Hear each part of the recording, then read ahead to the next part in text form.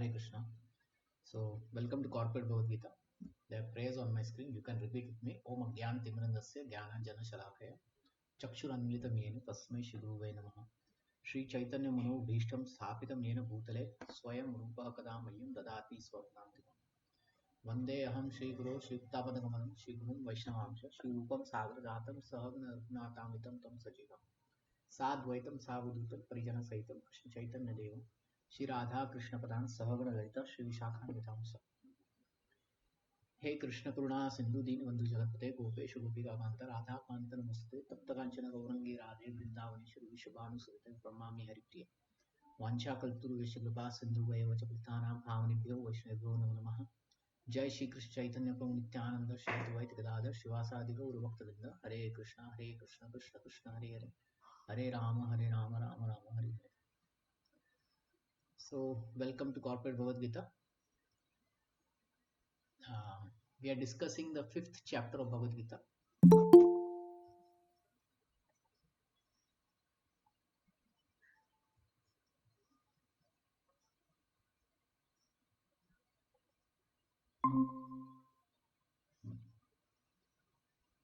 We are discussing the 5th chapter of Bhagavad Gita.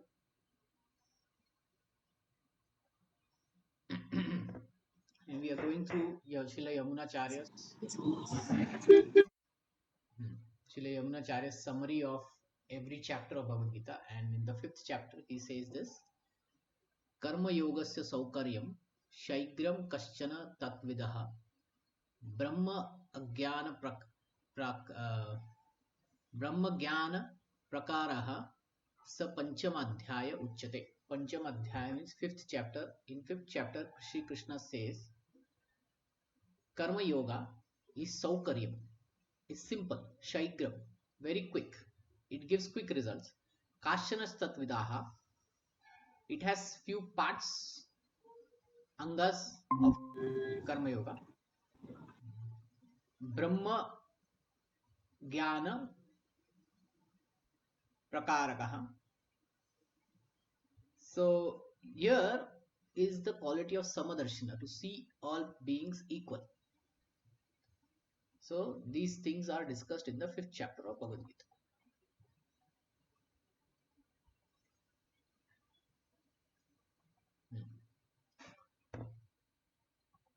We will do a little bit of recap today of the 5th chapter.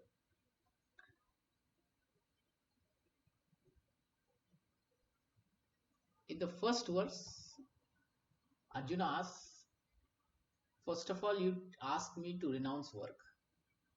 Then again you recommend work with devotion. Now tell me which of the two is best for me, is the most beneficial for me. So in the previous chapter, Arjuna asked that you told me to renounce work and then you're telling me to do work, which is better.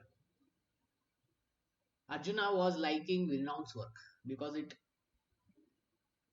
agreed with his thought that I don't want to fight. So better I give up work, no more fight, no more tension.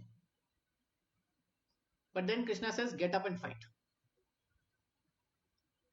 Then Arjuna says, why I should fight?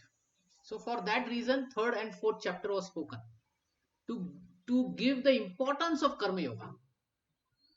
And now Arjuna is confirmed, okay, Karma Yoga, it makes sense to me. Still, which one is better for me? Karma Yoga or Jnana Yoga? Which is better for me? Okay, so this is why he asks a similar question in the 5th chapter. Now I accept that there is Karma Yoga path also. Now, but still, Jnana Yoga is also great. Which is better? So, Sri Bhagavan Uvacha says, Sannyasa Karma Yogascha Nishchaya Kara Uvav Tayostu Karma Sannyasat Karma Yoga Vishishyate. Both Sannyasa Yoga and Karma Yoga, they give liberation. Both give liberation. But for you, Karma Yoga is beneficial, is better than them. Why? Because Arjuna, you are living in the society, you are a king, and You have dependents, you have to work in the society. So how can you think of giving up everything and going away? That doesn't make sense. Huh? And you won't be able to give up also, because to give up you need maturity, which you don't have. So best is to do karma yoga.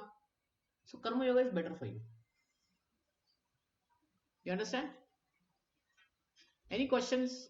You can interrupt me and ask.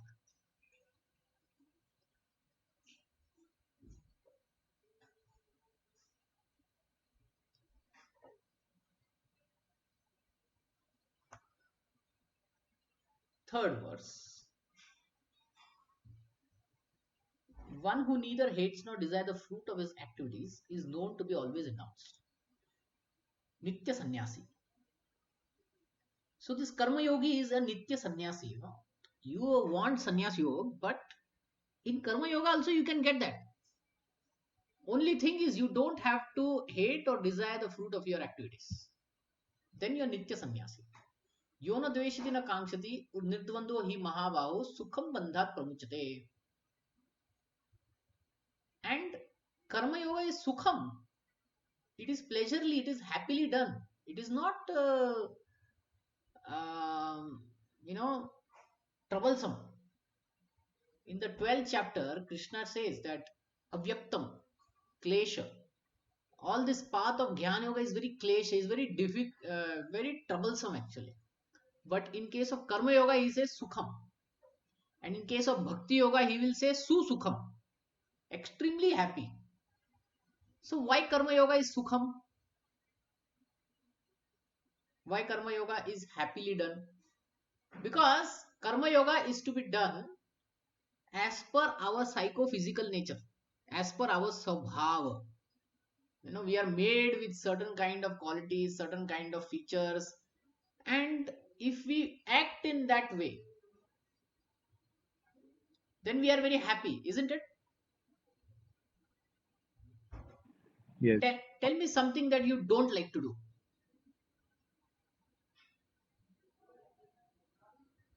Any one thing that you don't like to do. You can just share.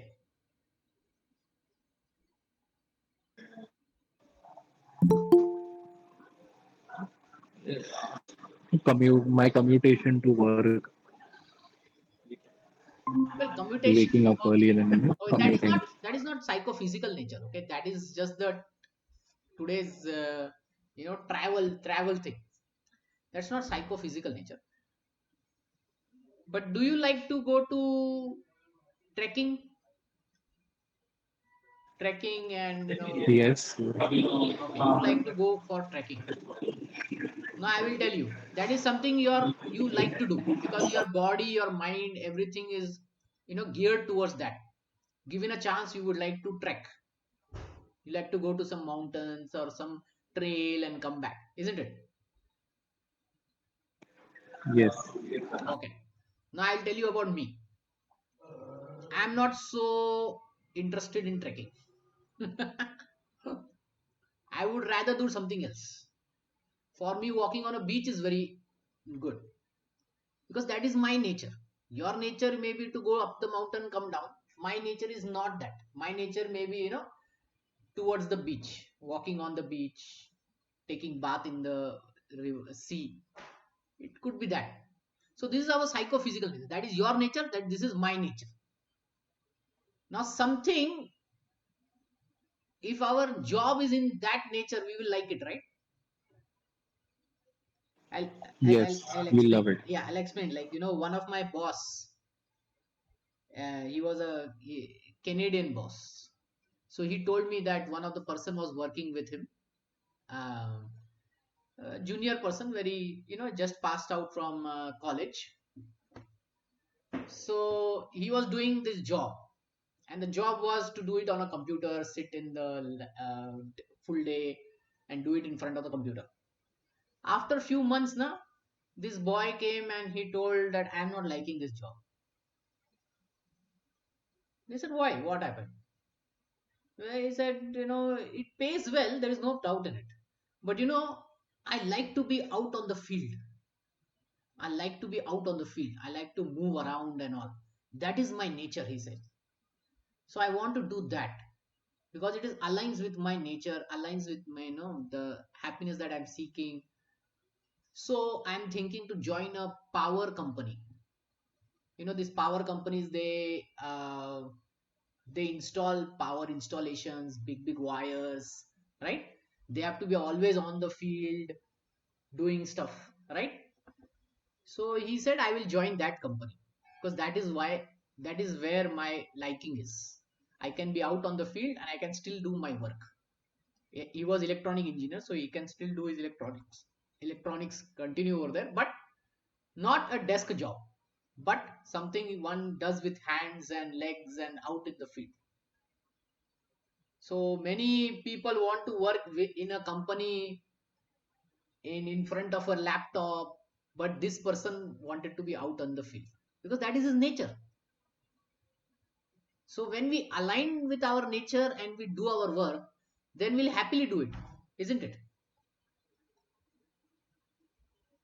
Like, sometimes some people, they leave Yes. job and they start doing farming. Now, if you go them, how did you choose farming? He said, I liked farming from my childhood only.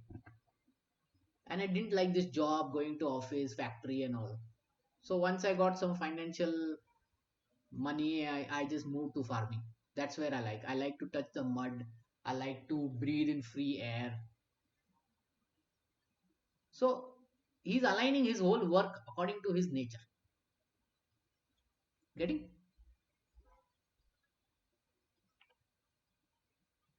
So when one aligns, then it is sukham. Then it is happily done, isn't it? I last time gave a very crude example. Yes, correct. Yeah, I last time gave a very crude example. Uh, on YouTube, once I was watching a video, and there a family, they called a dog trainer. A dog trainer, he's one who trains the dog. He understands the psychology of the dog, you know. And they were telling that from the day we have purchased this dog, he was happy, but after some time, he's become very aggressive. He's biting and all that. So the dog trainer came and he looked at the dog and he just looked at what they are doing, what they are feeding, what is the timetable, etc. Then he said, "Okay, I have a solution."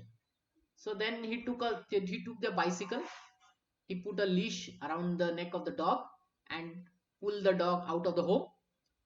And he was cycling and the dog was running. And like this, he did some 3-4 rounds and he came back. You know what he told? He said, "You have over pampered your dog. Your dog needs to be active. But what you do is you made him a couch potato. You made him sit on sofa and all that. That while his nature is to be active, running on the road and going around. So you need to make him run. And after running and after doing all that, then he'll be happy because that is his nature." And then they understood, okay, we like to sit in front of the TV, sitting on a couch, but our dog is not like that. He's a very active person.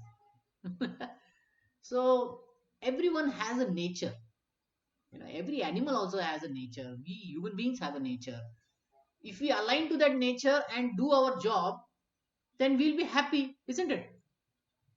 That's why we see so many men and women. They come and say, "Okay, I cannot continue doing this job. I want to do this. I want to do that." That's where I feel I'll be happy, isn't it? So Yes, correct. yeah. So that's the point. We analyze what is our swabhava, and then we align to it, and we do our work, and then we become happy because we are doing what we are supposed to do, what we like to do.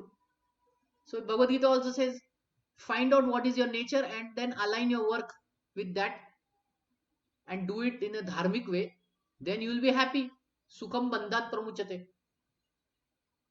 So karma yoga makes us happy actually. Now, what is the consciousness behind doing the karma yoga? That will be the next part of the chapter. But this is clear, right? That karma yoga is sukham, is happy, happily done. Is this clear? Yes. I have a question, but how do you find it? Like, how do you really know? How to find Is it one's just nature like and all that, is right? it just exploring? Like, yeah, is it just you keep exploring? Like, because there are innumerable options. Like, how do you still like? How do you make it? Okay. Swabhava. So Vedanta Desika, he says that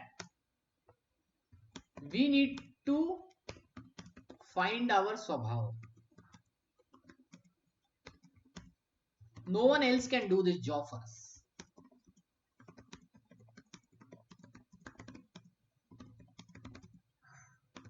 Okay, we need to do it. We need to find. Now, how to find? We observe ourselves, our likes, dislikes, skills, inherent attitudes, you know, um, our born something we are born with, born qualities and skills. Okay, so we observe ourselves, and then we understand what I like, what I don't like to do. Like you talked about trekking, so that is something you like to do. So you can do it, and then you can become happy with it. If you avoid it, then you'll be sad with it, like so like that. So we have to observe ourselves. Third thing is someone wise who has observed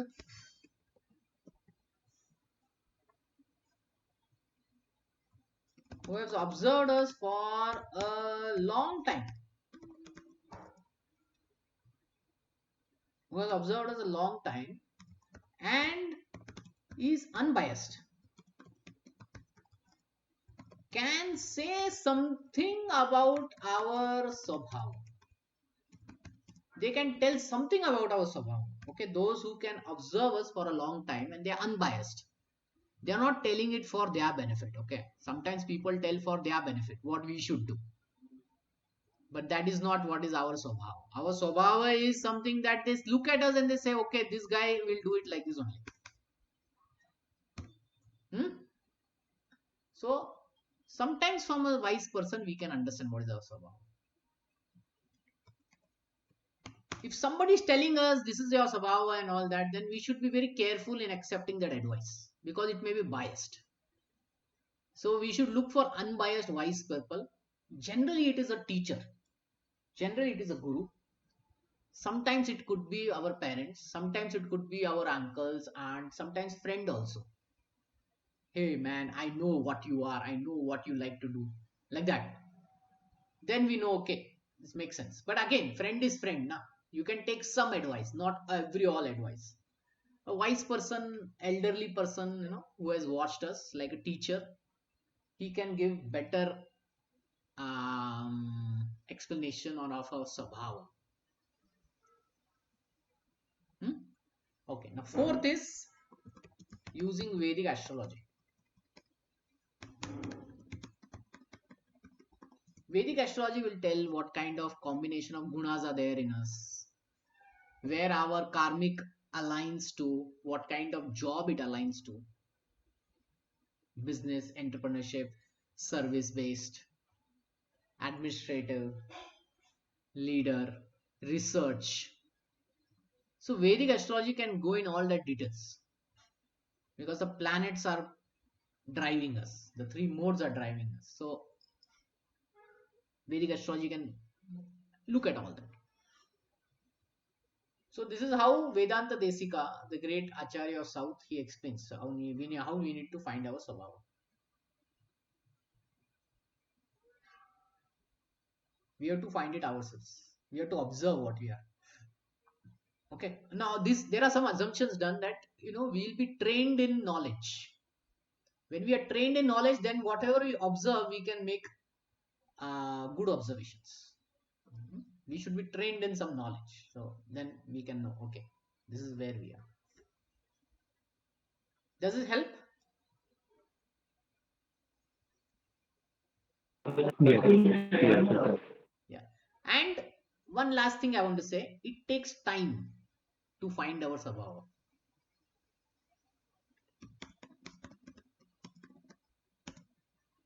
It takes some time. Some experimentation is also required. Okay, sometimes you can give a try. Okay, I like to do this work, let me try this. And then after trying we come to know, okay, is this what I like to do or something else? So sometimes some trial and error are there, but it takes some time also, so we should be patient also to know.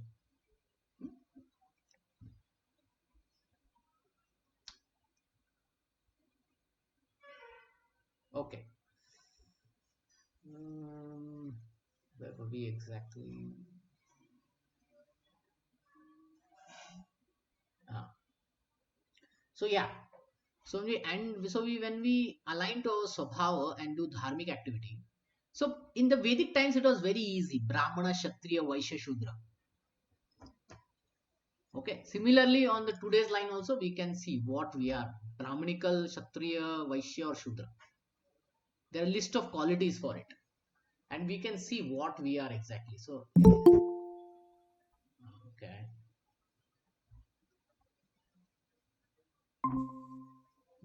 There are a list of qualities in the 18th chapter.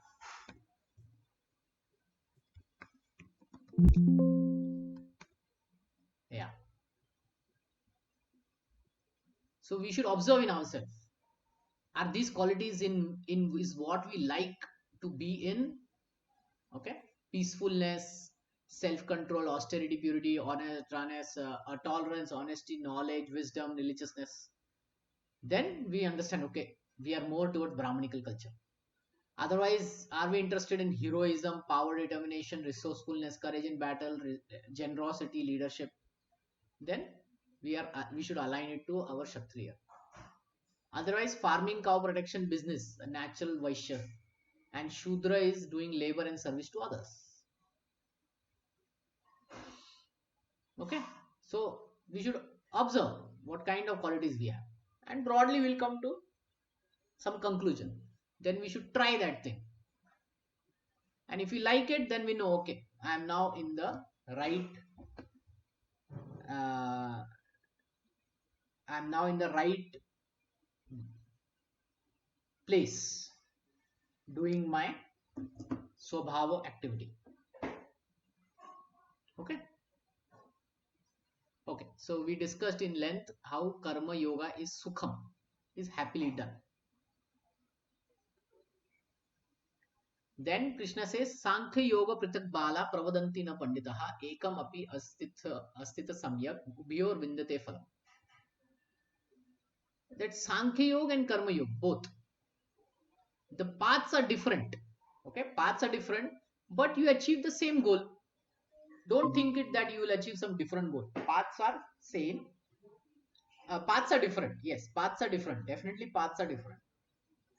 But goal is same. Just like, from Bangalore to Mysore, there may be two roads that may be going. One is old Madras Road, another one is new express highway. But the goal is the same, right? The goal will reach Chennai.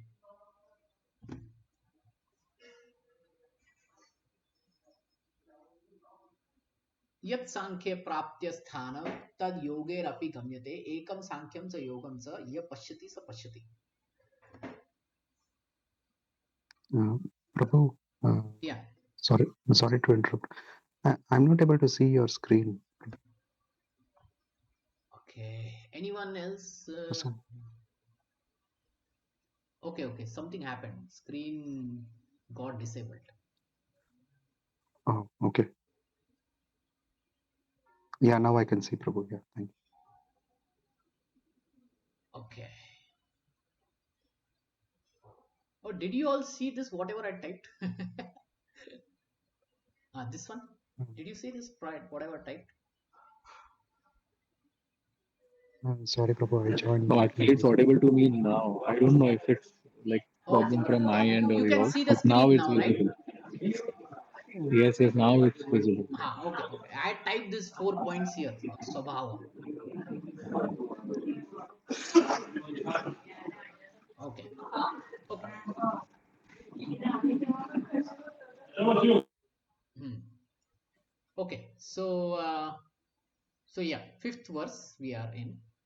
I'm doing a little bit recap because it is little complicated karma yoga to understand. So little bit recap will help us to understand it. You know, reinforce this concept of karma yoga. Okay, so two roads, and goal is the same. Hmm? Same thing concept he says. There are two roads, but goal is the same. Then sixth verse he says, Sanyasastu mahabaho dukkham apnut ayogataha yoga yukta munir brahma na chirenadi gacchati. So there are two things that Yamunacharya says. Shaukaryam means easily simple. It is simple to do because we are aligning with our nature. And Shaigram means quickly. So this quickly point is explained in the sixth verse. Not Chirena Adi Gachati. It won't be delayed. The results won't be delayed.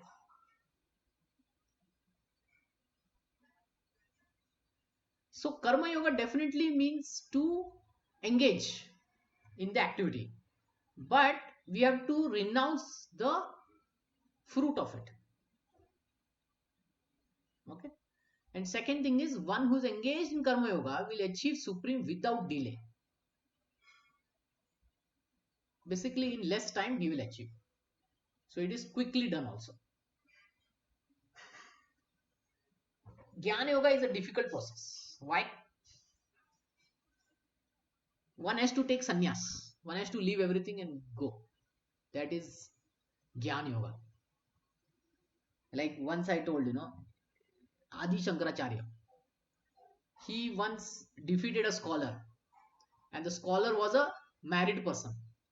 So after defeat, the scholar said, I will become your disciple. Then you know what Adi Shankaracharya said? You first take sannyas. Then only I'll accept you. So that person had to take sannyas. And then he was accepted. So it's a very difficult process to start as a sannyasi, right? Not everyone can become. Hmm? But karma yoga, everyone is doing karma, but we have to do it in a particular thought process. And when you do it in that particular thought process, it becomes karma yoga. A karma becomes karma yoga when it is done with a particular consciousness. What is that consciousness? Yoga yukto vishadatma vijitetma jitendriya sarva bhutatma kurun appina lipyate.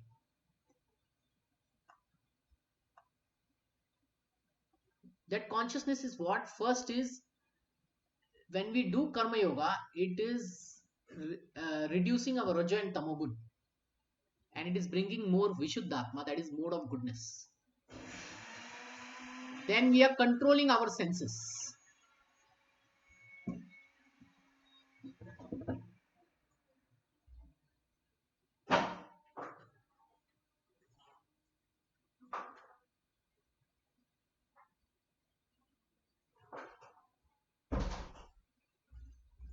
Okay. Then we are controlling our senses. That's how we become Vijitatma. And then we become expert in Karma Yoga. Then when we start seeing everyone equally. See, this is very, very important in Karma Yoga. We have to start seeing everyone equally. Samadarshanaha. In that case, then Kurvan Lipyate. Nothing sticks to him, meaning he doesn't get entangled in all the activities. So this karma yoga brings a psychological change in us. What is that change? It's a change in our consciousness of how we are doing karma yoga. Basically, I am not the body, I am the soul. So I am not the only doer. The modes are doing it through me. The senses are doing it because they have to be engaged. I will just make sure that it does dharmically, not adharmically. Okay. In that thought process, then karma becomes karma yoga. Okay, next verses. नैव किंचित करोमीति युक्त मन्यते तत्त्ववित् पश्यन् शृण्वन् स्पृशन् जिघ्रन् आश्नन् गच्छन् स्वपन् श्वासन् प्रलापन विश्रम गृणम उन्मिषाम निमिषाम अपि इंद्रियाणि इंद्रियार्थेषु वर्तन्ते ति धारायण. A person in divine consciousness, although engaged in seeing, touch, hearing, touching, smelling, eating, moving about, sleeping, breathing, always know within himself that he is actually doing nothing. The senses are doing it. Because while speaking, evacuating, receiving, opening his eyes, closing his eyes, he always knows that only material senses are engaged with their object, and he as the soul is aloof from it. Our famous diagram.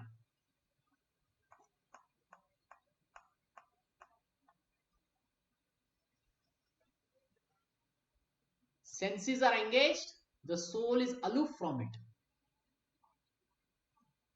The soul is like a driver and he is aloof from it. Getting? So this is the psychological change that we need to have in our karma while doing karma. That the senses, mind, intelligence is given to me, so I will engage them. Okay, I'll engage them in dharmic activities aligned to my swabhava. Happily do what my duty is. Don't be attached to the result. And understand that I am not doing it, but my senses are doing it. The three modes are doing it.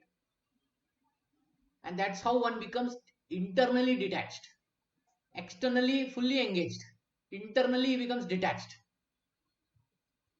In that sober state, one is not carried away by happiness, failure, success and happiness, distress and success and failure, heat and cold.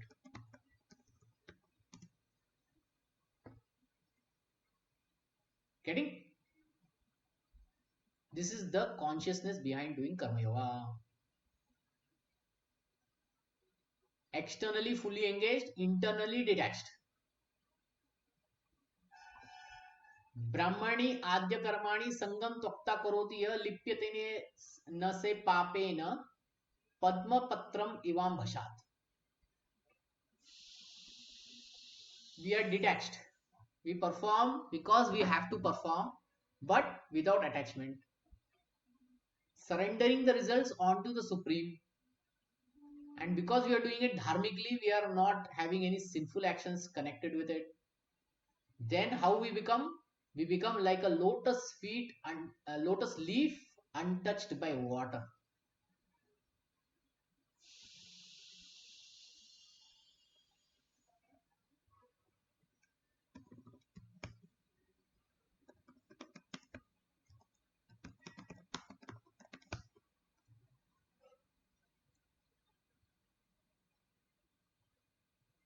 Can you see this lotus leaf? And if you carefully see, the water is not able to touch it.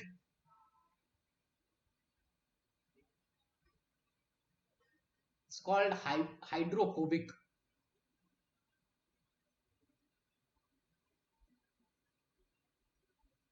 If I put a cloth in water, what will happen? The cloth will completely become engaged and entangled in that water, right? It will become wet. But the lotus leaf is not becoming wet at all. So it is not entangled in it. Whereas the cloth in water becomes entangled.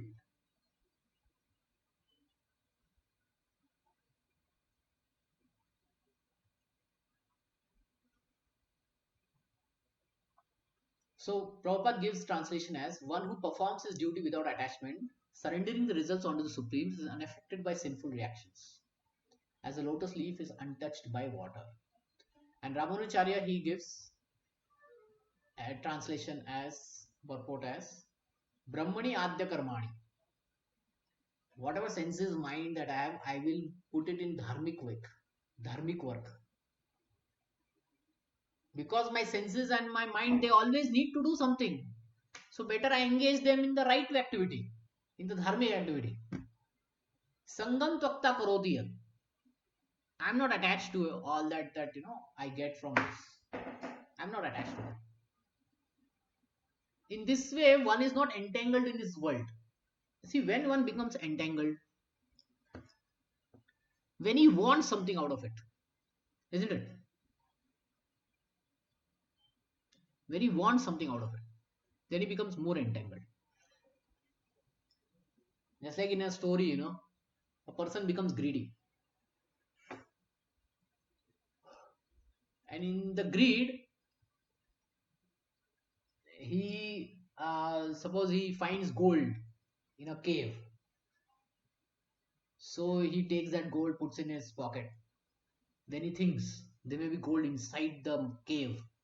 So he goes more inside the cave. He sees more gold in it. He takes it, packs his bag. Then he thinks maybe inside more, there is more to it. And he keeps going. Then what happens? Then he loses his way to come out of it. Just like, gambling. Gambling,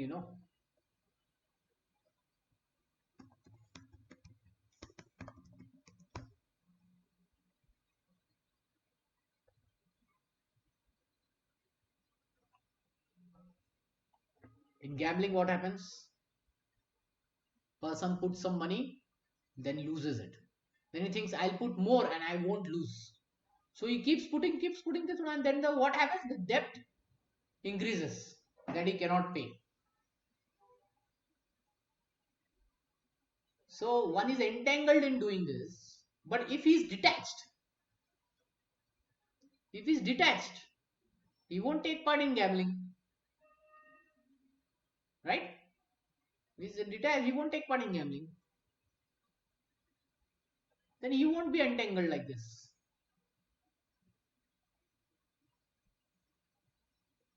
You getting? I have a question. Yeah. Like, not just pertaining to gambling, but only because you are taking this exam, you have set this example. Is it possible to create a balance, like not to completely give in and just do it in a controlled manner? Yes, that is what is karma yoga. No, for such activities where we know that Okay, high gambling, chance right? of us See, getting, yeah, gambling, betting. gambling. Um, okay.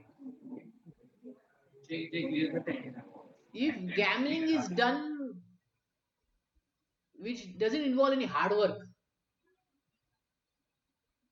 right? Gambling nature is that it doesn't require any hard work, and it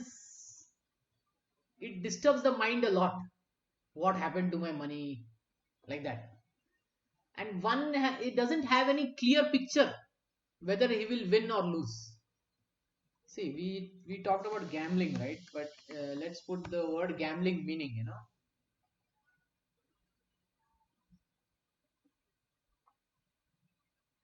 To bet money in the result of a card game or something. It's like a game. It's risking money on an uncertain event. When the uncertain chance risk it's too much, right? Then that is gambling. If it's in a game or something, it is gambling. Now, when it is kind of a certain nature, let's say somebody is doing business and he wants some money, so you will invest in him, you will give him some money with the thought that okay, after 2 years you may get double the money out of it.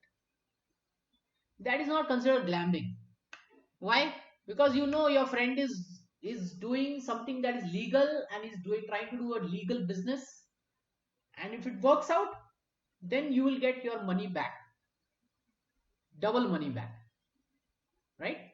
It is uncertain but not completely uncertain. Okay, if he works hard, if he does the right business idea, then it will work. But in case of playing the game, the board game, and that is just this that doesn't require any hard work and all that. It's just a play. It's just a game of chance. So So, devotees avoid gambling. When there's too much of chance and risk involved, na, they avoid it because it is so much uncertain. Now, we know that Pandavas had to take part in gambling. So one may think, okay, they are devotees, but they had to take part in gambling. Because they were kings, kings are allowed to gamble. Okay, they were allowed to gamble. So he took up the challenge, he set for gambling. But then what happened? He kept thinking, now I will win everything back from Duryodhana and Shakuni. Here, I put my dice down. But he would keep failing.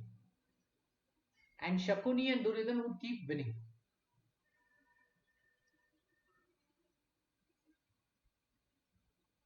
But instead of quitting, Yudhishthir Maharaj kept going and he kept putting bets and bets and bets and bets. That is the problem in gambling. Like you said that if I can keep a balanced and all that, then probably Yudhishthir Maharaj could come out after 2 or 3 chances. Then the whole Mahabharat war would not have happened only. So again, we need to understand that we do gamble every day. Okay, but it is all calculated risk. Like we may sit in a plane, it's kind of gambling only. Why? Because we don't know what's going to happen, but it's a calculated risk. What's the calculated risk? Okay, the aeroplane will be taken care of, the pilot is very much trained, the percentage of failures is very less. So okay, we sit as a passenger. But when it is very high risky, then it is gambling, right? Like in one of the countries, they were having this bungee jump, where one person jumps from a very height and falls, and there's a wire that is there's a rope that is tied to that person. Okay, so recently what happened is in one of the places in Puerto Rico or some South American place, they forgot to tie the rope and they threw the person from the top and the person died. So my point is that this game is already risky. Okay, and if the small mistake happens, then you will lose life. So before playing this game, we should understand whether to take part in this or not, right?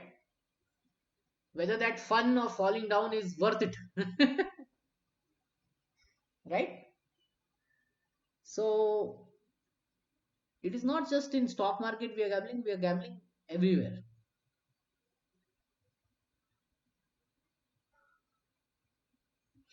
Okay, okay. Yes, yes, get it. So point is, if it is pure gambling, now don't take part because that pure gambling is very very disturbing to the mind, unrealistic expectations, and the house always wins. They call it like that. The house always wins. People only lose. But there are other things where one takes calculated risk, like investment and all that. It's calculated risk. Sometimes we support a football team or a cricket team. That is also gambling, right? We don't know what is going to happen. But when we look at the players and we say, okay, this person is strong, that person is very strong in this area and all that, the combination looks great on paper. So I will support this team. People put money also over there. But the problem with gambling is that it is like a endless, bottomless well. Once you fall in it, very difficult to come out of it, isn't it? So a devotee he avoids certain these high risk things. He avoids. So it's just too much. Okay, hope that helps. Yes, yes, yes. One may still think, can I do like drinking? Can I just drink one glass of wine or one glass of beer? I won't go beyond one glass. Sounds very good, right? But in practicality, what happens? After one glass, you get another glass, then another glass, like that. And ultimately, it destroys oneself only. So you are saying we can never develop that self control to beat such things like gambling, drinking, or maybe social media as well. Like we can never develop that self control, or we can never defeat these things. Um, it's like a slippery slope. Once you start slipping, right, very difficult to come out of it.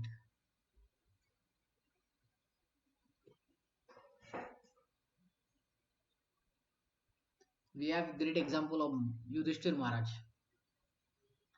who kept thinking, next time when I play, I will win. Next time when I play, I will win. And that doesn't happen only.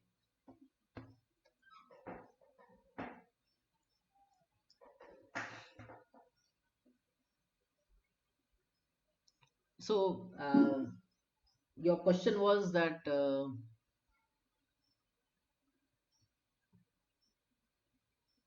whether to take part in it or not. Oh, my question was like, can we like cautiously in a controlled manner? Like I'm just asking, Hmm. like, can we achieve that, or we'll always be defeated from by these things like drinking or gambling Yeah. or See, one thing is there that if it is a pure gambling, na, pure gambling means you play it as a game with cards, with coins, with dices, in a club under the influence of alcohol. These all things we should avoid.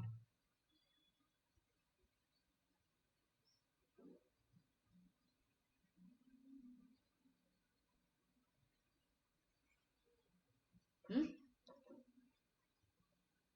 Does that help? yes, yes, it does. Yeah. Thank you. We should not think that quick money kind of thought process should not be there in a devotee's mind. Quickly I will make. Nothing quickly comes. What comes quickly also goes away quickly, isn't it? So many people won crorepati. कौन बनेगा करोड़पति, right? Yes, correct, correct. uh, but if you go and see who all have won, who all could retain that money for a longer period of time, very less, very less.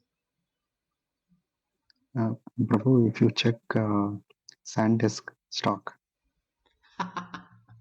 in 1 year it has went up to 4,000 plus uh, percentage. yeah. Of course, that is also speculation only. Yeah, I had a friend who's another friend. He earned about $8 million in Bitcoin when the value grew. $8 million he earned in one shot.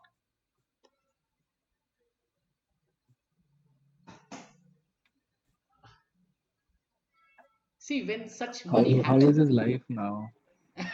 Now that's the good question. That's a good question. That's where I was going to go. Not all winners, like you can, search for this curse of lottery.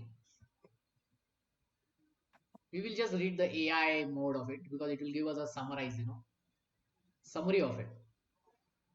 What is the easy money trap, relationship erosion, relationship gets destroyed, isolation, identity loss.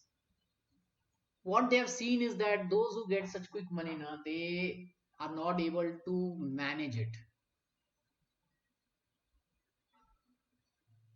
They go after splurge buying and all that, and then they lose all the money.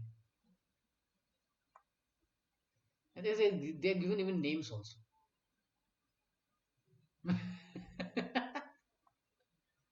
So, see, there are universities who track thousands of lottery winners over the decades.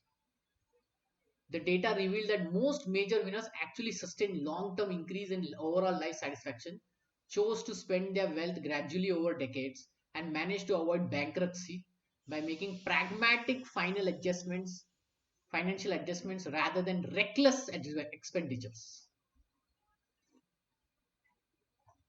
So those who don't become reckless, they'll be able to handle all this. Okay.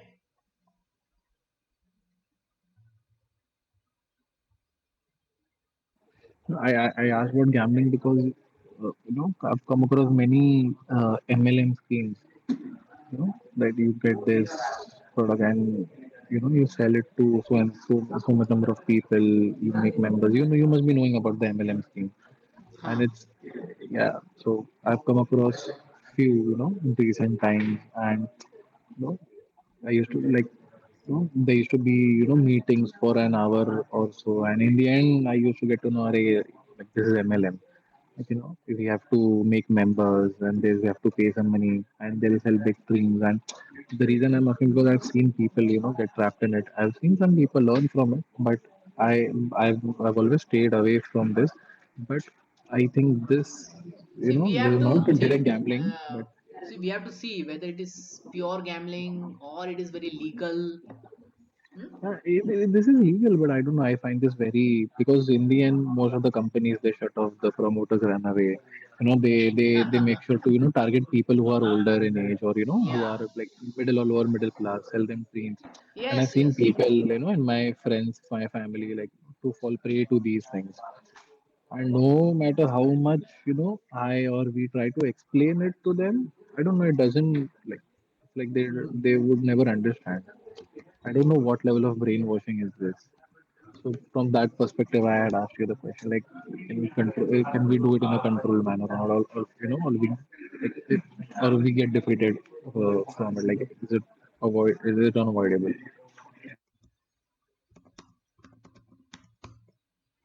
There is a verse, no? Shanai Shanai, Um, I had shared it once.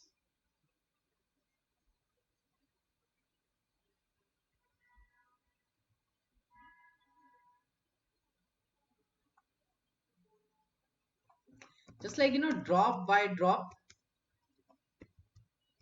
bucket fills, you know. So money grows over time, something like that. There was a Sanskrit shloka on that. Very interesting one. Let's see if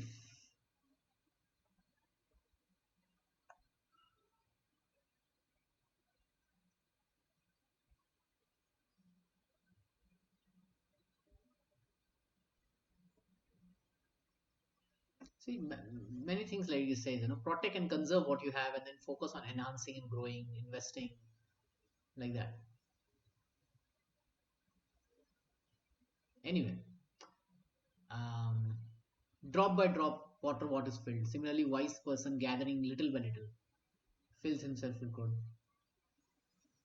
So money grows over time. All this shortcut thing, right? It can happen legally also, but like if you're not able to manage it, then everything will be lost. Getting? So okay, coming back to karma yoga. In karma yoga, I don't know how we reached to gambling. From what point did we say? Um, yeah. So, yeah, what we were discussing is we remain like a lotus leaf that is untouched by water, and then opposite of is like a cloth, which if we put it in water, it will absorb it everything. It will become entangled in it. Okay, so that's how, let's say if a lot of money comes due to, okay, I'll take a very nice example. Two examples I'll take and then we'll end. If a lot of money comes to us, then if we are not detached, we'll become attached to it, and then we'll go for impulsive buying, and a lot of stupid things we may do because we don't know how to handle it, nor we have a control over our mind and senses, isn't it? So we will definitely lose. Second example I'll give is of Sri Ram in Ramayana. One night before, he was told that you will become a king tomorrow. Tomorrow you will become a king. In one night, everything changed. In one night, he was told you have to go to the forest for 12 years. Your younger brother Bharat will become the king. He was banished from the kingdom. So, life is so uncertain, right? And how did Rama handle this? He didn't cry, he didn't protest. He said, fine, I like to go in the forest and live. So, this is best for me. And Bharat is definitely a very great personality. He can definitely rule very nicely. Like that, he went. So, he was completely detached. He was not attached to becoming the king of Ayodhya. If it happens, happens. Even if it doesn't happen, I'm not going to get carried away in the sorrow and joy of it. I'll be equipoised. Okay? Any questions, comments?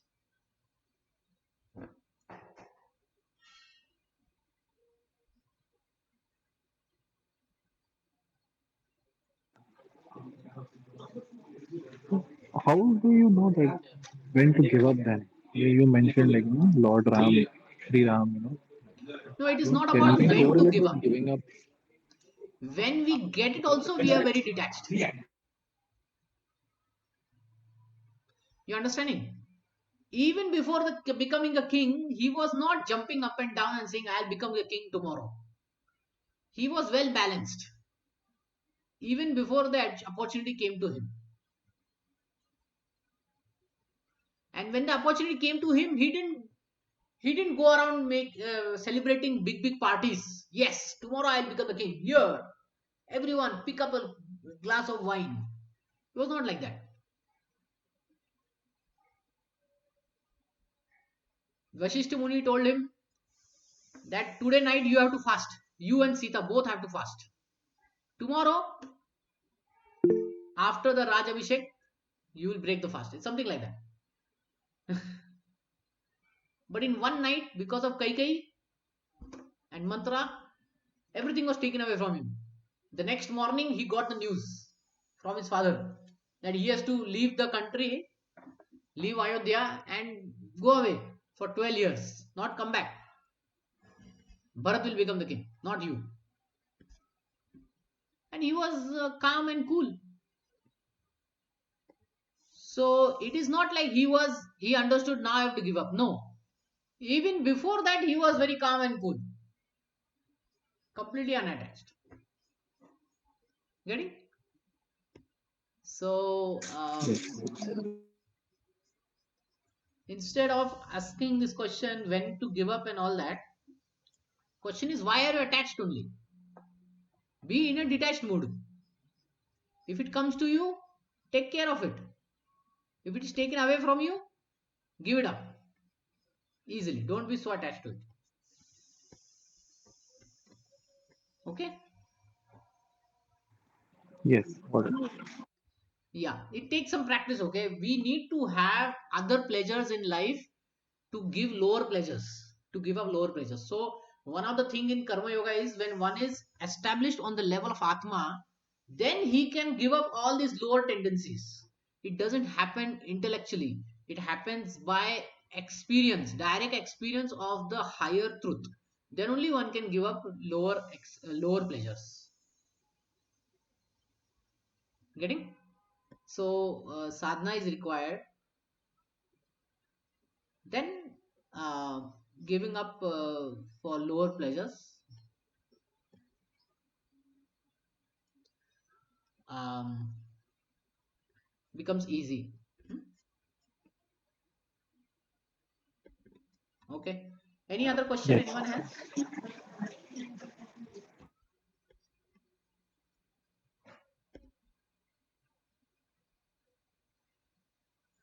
Okay. Okay. So no questions. So we'll stop here.